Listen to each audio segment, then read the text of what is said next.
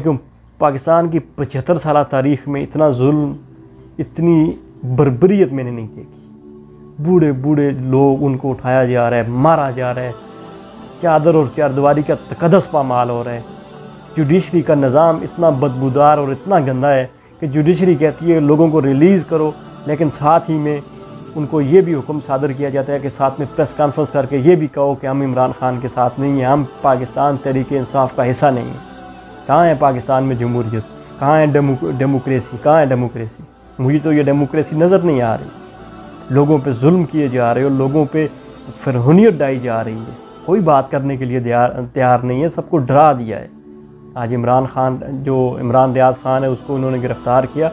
किसी सहाफ़ी में इतनी जुर्रत नहीं हुई कि उसके ख़िलाफ़ आवाज़ उठा सके कि उसका जुर्म और कसूर क्या है, उसने क्या बात की है कि जिस पे उसको गिरफ़्तार किया गया है।